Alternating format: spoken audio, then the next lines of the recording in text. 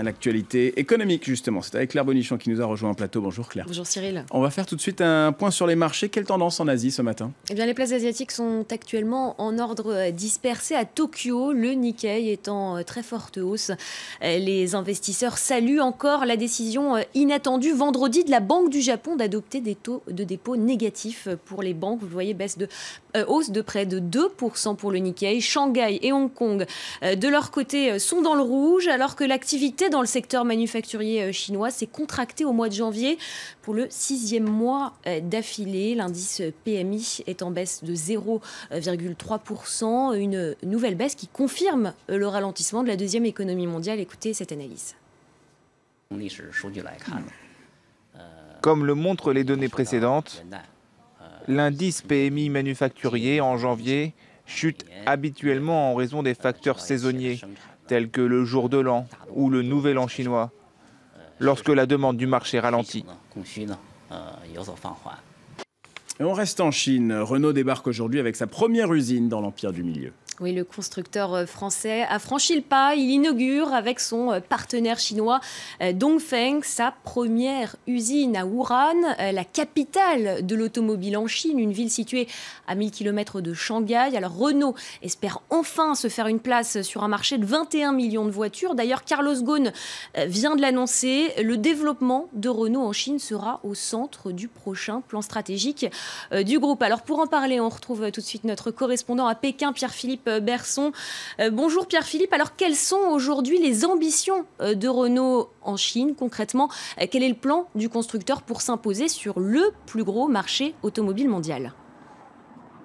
Alors Renault veut frapper fort. Le PDG de Renault-Nissan, Carlos Ghosn, l'annonçait l'année dernière. Renault souhaite conquérir 3% du marché chinois, un marché, vous l'avez dit, environ de 21 millions d'automobiles. Alors si Renault parvient à atteindre cet objectif, cela représentera 600 000 véhicules vendus chaque année en Chine. C'est tout simplement un chiffre supérieur à l'ensemble de ventes de Renault et de Dacia, tous modèles confondus, réalisés en France. Alors pour parvenir à cet objectif, Renault mise avant tout sur l'expertise de Nissan, qui connaît bien les marchés asiatiques et qui a installé en Chine depuis de nombreuses années.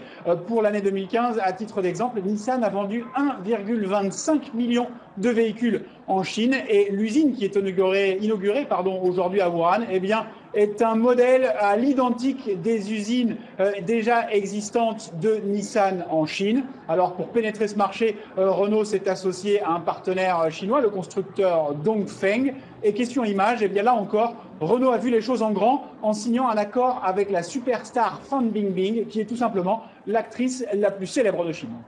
Alors, le groupe est le dernier, un grand constructeur à entrer sur ce marché chinois. Il arrive dans une conjoncture dégradée. Pierre-Philippe, Renault n'arrive-t-il pas un peu après la bataille ?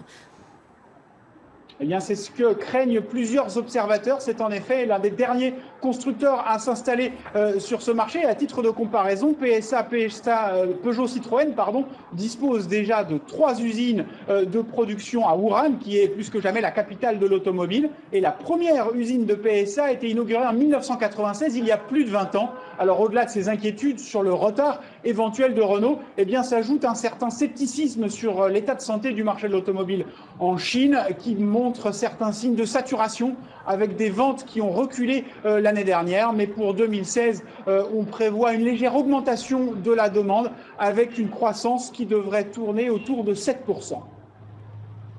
Merci Pierre-Philippe Berson, vous étiez en direct de Pékin.